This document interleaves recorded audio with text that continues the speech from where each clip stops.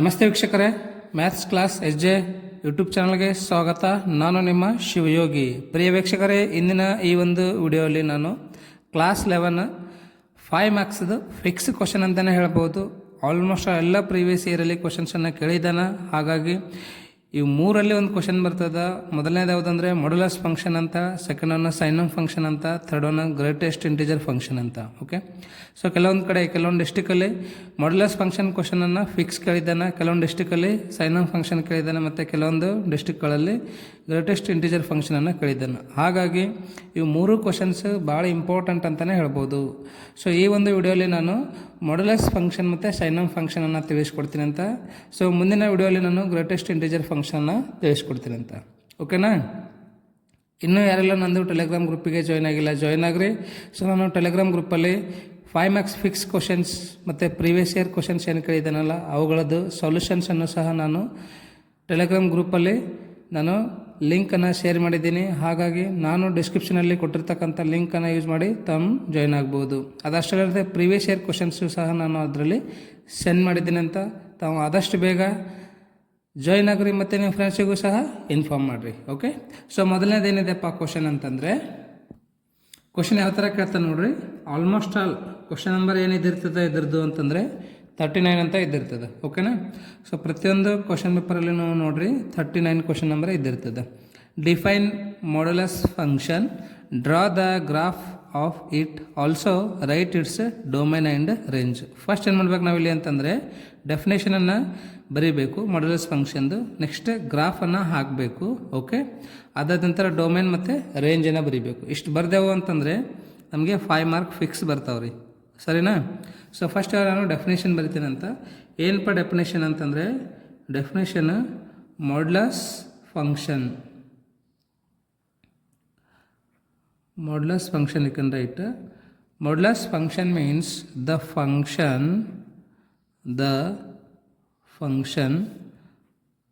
f from R to R, the function f from R to R defined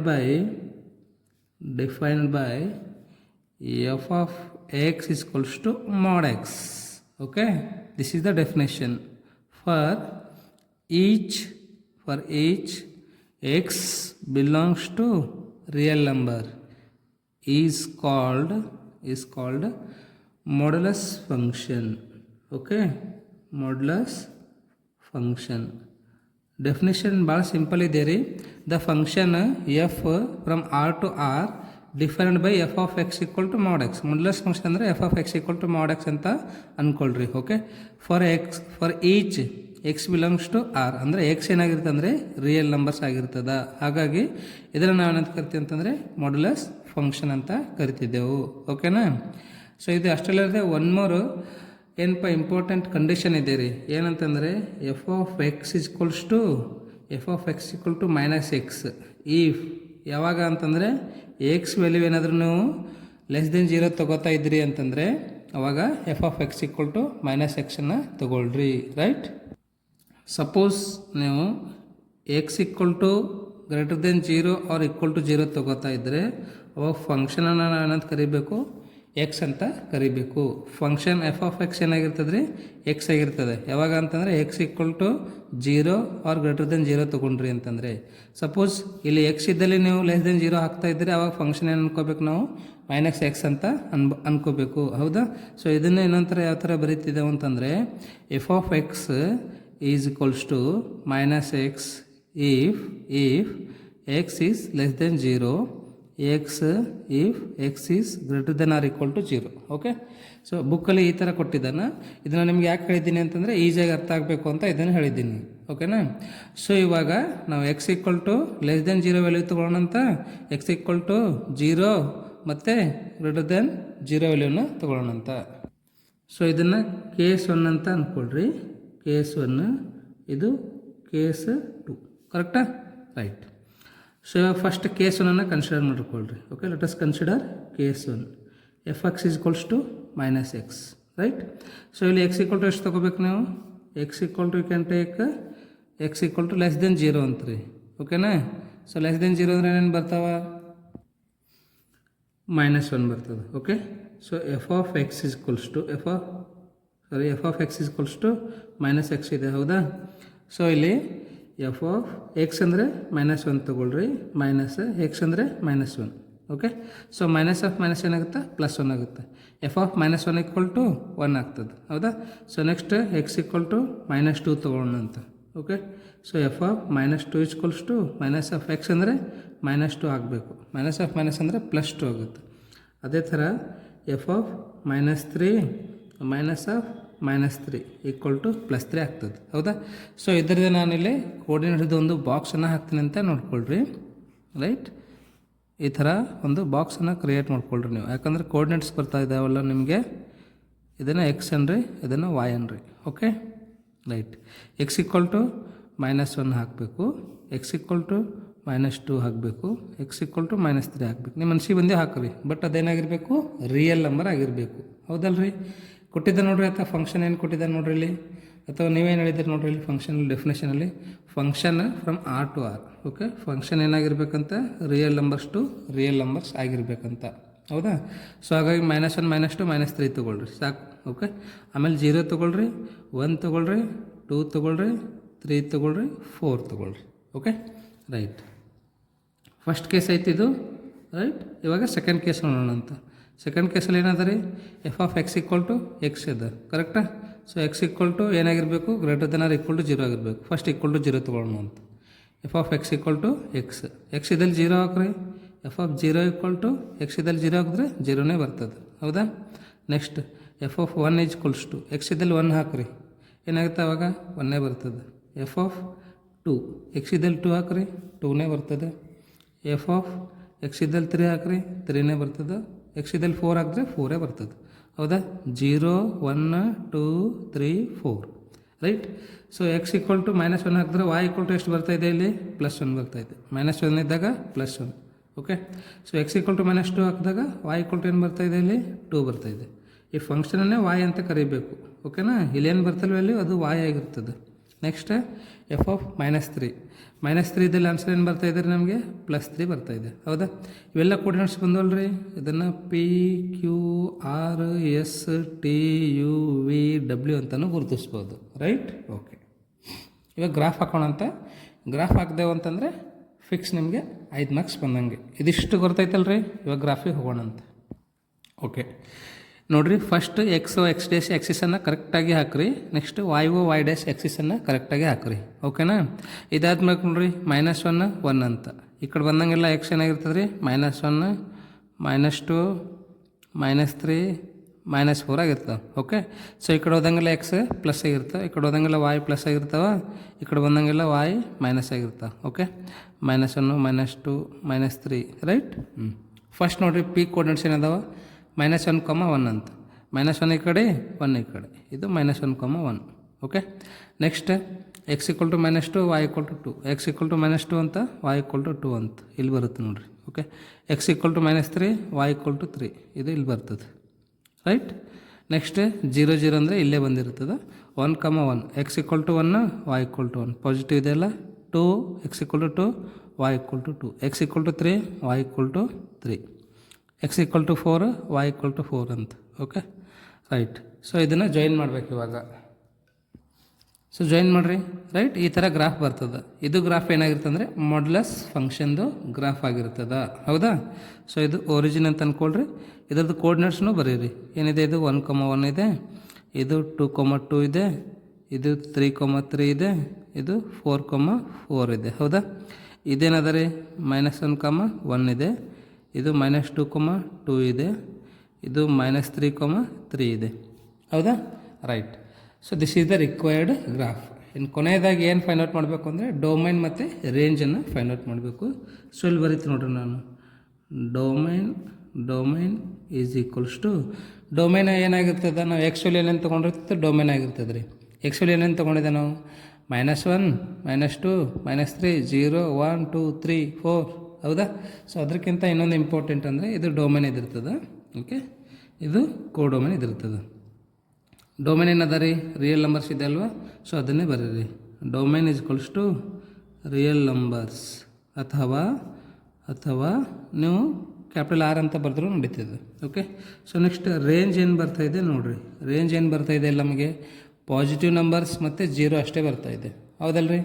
zero ಮತ್ತು positive numbers ಅಷ್ಟೇ ಬರ್ತಾಯಿದೆ. ಹಾಗಾಗಿ range ಏನಾಗಿರ್ತದ ಅಂತಂದರೆ ಇದನ್ನು ನಾವು ಪಾಸಿಟಿವ್ ರಿಯಲ್ ನಂಬರ್ಸ್ ಅಂತಲೂ ಬರೀಬಹುದು, ಅಥವಾ ನಾನ್ ನೆಗೆಟಿವ್ ರಿಯಲ್ ನಂಬರ್ಸ್ ಅಂತಲೂ ಬರೀಬೋದು,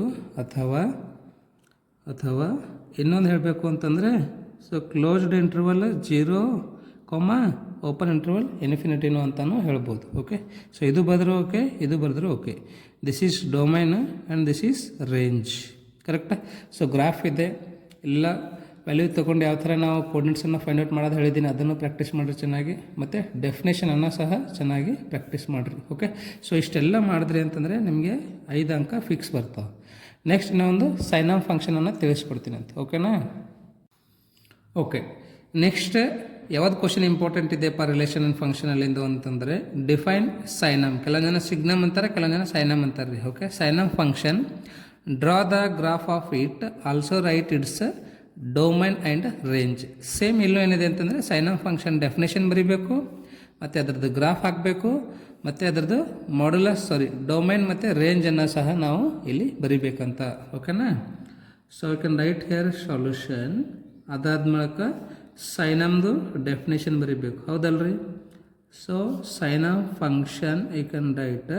ಓಕೆ, ಸೈನಮ್ ಫಂಕ್ಷನ್ ಅಂತಂದರೆ the function f from R to R defined by f of x is equals to -1 if x is less than 0 if x equal to 0, 1 if x is greater than 0. Okay, so this is said to be, or you can call, is called signum function. Okay, ಭಾಳ easy ಇದೆ ರೀ, ಒಂದೆರಡು ಸರ್ತಿ ಬರೆದು practice ಮಾಡಿರಿ. Okay, so signum function definition, the function f from R to R defined by f of x equals to -1 ಆಗಿರ್ತದಂತ. ಯಾವಾಗ ಅಂತಂದರೆ ಎಕ್ಸ್ ಈಸ್ ಲೆಸ್ ದೆನ್ 0 ಆಗಿತ್ತು ಅಂತಂದರೆ ಎಫ್ ಆಫ್ ಎಕ್ಸ್ ಏನಾಗ್ತದೆ -1 ಆಗ್ತದಂತ. ಎಕ್ಸ್ ಈಕ್ವಲ್ ಟು 0 ಆಗಿತ್ತು ಅಂದರೆ ಎಫ್ ಆಫ್ ಎಕ್ಸ್ 0 ಆಗ್ತದಂತ. ಎಕ್ಸ್ ಈಸ್ ಗ್ರೇಟರ್ ದೆನ್ 0 ಆಗಿದ್ದರೆ ಎಫ್ ಆಫ್ ಎಕ್ಸ್ ಏನಾಗಿರ್ತದಂತ 1 ಆಗಿರ್ತದಂತ. ಓಕೆನಾ? ಇಲ್ಲಿ ನಮ್ಗೆ ಏನೇನು ವ್ಯಾಲ್ಯೂ ಬರ್ತಾಯಿದೆ ಅಂದರೆ ಒಂದು -1 ಬರ್ತಾಯಿದೆ, 0 ಬರ್ತಾಯಿದೆ, 1 ಬರ್ತಾಯಿದೆ. Okay, then this is called signum function. ಇವಾಗ ನಾವು ನೆಕ್ಸ್ಟ್ ಕೋಆರ್ಡಿನೇಟ್ಸ್ಗಳನ್ನು ಫೈಂಡ್ ಔಟ್ ಮಾಡಬೇಕು, ಹೌದಾ? ಸೊ ಕೋಆರ್ಡಿನೇಟ್ಸ್ಗಳನ್ನು ಫೈಂಡ್ ಔಟ್ ಮಾಡಬೇಕು ಅಂದರೆ ಫಸ್ಟ್ ಈ ಥರ ನೀವು ಬಾಕ್ಸನ್ನು ಹಾಕ್ಕೊಳ್ರಿ, ರೈಟ್? ಅದಾದ ನಂತರ ಇಲ್ಲಿ ಎಕ್ಸ್ ಅಂತ ಬರ್ಕೊಳ್ರಿ, ಇಲ್ಲಿ ವೈ ಅಂತ ಬರ್ಕೊಳ್ರಿ. ಓಕೆನಾ? ಸೊ ಈ ಥರ ಒಂದು 7 ಬಾಕ್ಸ್ ಮಾಡ್ಕೊಳ್ರಿ ಸಾಕು. ಎಷ್ಟು? 7, ರೈಟ್? 8 ಆದರೂ ನಡೀತದೆ, ಮಿನಿಮಮ್ 7 ಮಾಡ್ಕೊಳ್ರಿ. ಇಲ್ಲಿ 0 ಹಾಕ್ರಿ, ಇದು -1, -2, -3, -4, 1, 2, 3, 4. Okay, right. ಫಂಕ್ಷನ್ ಎಲ್ಲಿಂದ ಎಲ್ಲಿ ತನಕ ಅಂತಂದ್ರಿ? Real numbers to real number ತನಕ ಅಂತ ಹೇಳೋಣ. ಫಸ್ಟ್ ಕೇಸ್ ಏನದ ನೋಡ್ರಿ, f of x equals to -1 ಆಗಿರ್ತದೆ. ಯಾವಾಗ ಅಂತಂದರೆ if x is less than 0. X is less than 0 ಅಂದರೆ ಏನಾಗುತ್ತೆ? -1, -2, -3, -4. ಓಕೆ, ಸಪೋಸ್ ಎಕ್ಸ್ ಏನಾದರೂ ಲೆಸ್ ದೆನ್ 0 ಆಗಿದ್ದರೆ ವ್ಯಾಲ್ಯೂ ಏನಾಗ್ತಾ ಇದೆ ಅಂತ ಹೇಳ್ತಾ ಇದ್ದಾನತ್ತ -1 ಆಗ್ತಾಯಿದೆ, ಹೌದಾ? ಸೊ -1 ಇದ್ದಾಗ ಏನಾಗ್ತದೆ ಇಲ್ಲಿ? -1 ಆಗ್ತದೆ, ಹೌದಾ? ಎಕ್ಸ್ ಈಸ್ -2, ಎಕ್ಸ್ 0ಕ್ಕಿಂತ ಸಣ್ಣದ -2 ಬರ್ಕೊಳ್ರಿ. -2 ಬರ್ಕೊಂಡಾಗೂ ಏನಾಗ್ತದೆ ಅಂತ ಹೇಳ್ತಾ ಇದ್ದಾನತ್ತ -0, -3 ಬರ್ಕೊಂಡಾಗೂ -1, -4 ಬರ್ಕೊಂಡಾಗೂ -1. ಓಕೆನಾ? This is first case. Second case x equal to 0. ಯಾವಾಗ ಅಂತಂದರೆ if x equal to 0. X equal to 0 ಇದ್ದಿತ್ತು ಅಂದರೆ f of x equal to 0 ಆಗ್ತಾಯಿದೆ ಅಂತ. ಎಫ್ ಆಫ್ ಎಕ್ಸ್ ಅಂತಂದರೆ ಅದು ವಾಯ್ ಅಂತಂದಂಗೆ ನೋಡ್ರಿ. ಓಕೆನಾ? ಸೊ ನೆಕ್ಸ್ಟ್ ಥರ್ಡ್ ಏನಂತ ನೋಡ್ರಿ, f of x equals to 1. ಯಾವಾಗ ಅಂತಂದರೆ if x is greater than 0. X value ಏನಾದರೂ ಗ್ರೇಟರ್ ದೆನ್ 0 ಆಗಿದ್ದರೆ ಎಲ್ಲ ಕೇಸಲ್ಲಿ ಏನಾಗ್ತಾ ಇದೆ ಅಂತ ಹೇಳ್ತಾ ಇದ್ದಾನಂತ 1 ಆಗ್ತಾಯಿದೆ. So X is greater than 0 ಅಂದರೆ 1 ತೊಗೊಳ್ರಿ, 2 ತೊಗೊಳ್ರಿ, 3 ತೊಗೊಳ್ರಿ, 4 ತೊಗೊಳ್ರಿ. ಎಲ್ಲ ಕೇಸಲ್ಲೂ ಎಫ್ ಆಫ್ ಎಕ್ಸ್ ಏನಾಗುತ್ತಂತ 1 ಆಗುತ್ತಂತ, ಹೌದಾ? ಅರ್ಥ ಆಯ್ತಲ್ರಿ? ರೈಟ್. ಸೊ ನೆಕ್ಸ್ಟ್ ಇವಾಗ ಗ್ರಾಫನ್ನು ಹಾಕೋಣ ಅಂತ, ನೆಕ್ಸ್ಟ್ ಡೊಮೈನ್ ಮತ್ತು ರೇಂಜನ್ನು ಬರೆಯೋಣ ಅಂತ. ಇದು ಗ್ರಾಫ್ ಭಾಳ ಇಂಪಾರ್ಟೆಂಟ್ ಅದ ನೋಡ್ರಿ. Okay, so first x equal to -4 y equal to 1. X equal to -4 ಅಂದ್ರೆ ಇದನ್ನು x o x dash axis ಅಂತ ಕರಿತಿದ್ದೆವು. ಇದನ್ನು y o y dash axis ಅಂತ ಕರಿತೀವಿ. ಇದು ವೈ ಓ ವೈ ಡ್ಯಾಶ್, ಇದು x o x dash axis. ಓಕೆನಾ, ರೈಟ್. ಸೊ ಇವಾಗ ಇವು ಕೋರ್ಡಿನೇಟ್ಸ್ಗಳನ್ನು ಗುರುತಿಸ್ರಿ. -4, -1. ಎಕ್ಸ್ ಈಕ್ವಲ್ ಟು -4 ತೊಗೊಳ್ರಿ. y ಈಕ್ವಲ್ ಟು -1 ಅಂದರೆ ಇಲ್ಲಿ ಬರ್ತದೆ, ಹೌದಾ? ಇಲ್ಲಿದೆ ಅಲ್ವಾ ಇದು. ಎಕ್ಸ್ ಈಕ್ವಲ್ ಟು -3 ತೊಗೊಳ್ರಿ. y ಈಕ್ವಲ್ ಟು -1 ಬರ್ತದೆ. -3 ಅಂದರೆ ಈ ಕಡೆ ಬರಬೇಕು, -1 ಅಂದರೆ ಮತ್ತೆ ಕೆಳಗೆ ಬರಬೇಕು. ಎಕ್ಸ್ ಈಕ್ವಲ್ ಟು -2 ಇಲ್ಲಿ. y ಈಕ್ವಲ್ ಟು ಮತ್ತೆ -1 ಇದೆ. X equal to -1 y equal to 1. X equal to -1 y equal to 1. ಹೌದಲ್ರಿ? ಸೊ ಇದನ್ನು ಇವಾಗ ಜಾಯಿನ್ ಮಾಡಿರಿ.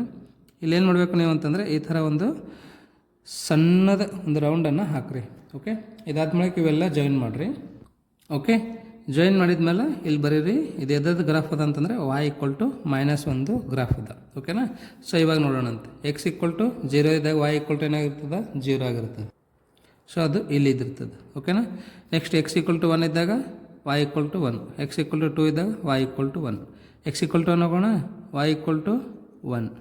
ಎಕ್ಸ್ ಈಕ್ವಲ್ ಟು 2 ಇದ್ದಾಗೂ y equal to 1. X equal to 3 ಇದ್ದಾಗೂ y equal to 1. X equal to 4 ಇದ್ದಾಗೂ y equal to 1 ಆಗಿರ್ತದೆ. ಹೌದಾ? So ಇಲ್ಲಿ ಸಣ್ಣದೊಂದು ಸರ್ಕಲನ್ನು ಹಾಕಿರಿ. ಅದಾದ್ಮೇಲೆ ಇವೆಲ್ಲ ಜಾಯಿನ್ ಮಾಡಿರಿ. ಸೊ ಇದು ಎದ್ರದ್ದು ಗ್ರಾಫ್ ಅದಪ್ಪ ಅಂತಂದರೆ y ಈಕ್ವಲ್ ಟು 1. ಇದು ಎದ್ರದ್ದಿದೆ ಅಂತಂದರೆ y ಈಕ್ವಲ್ ಟು -1. ಓಕೆನಾ?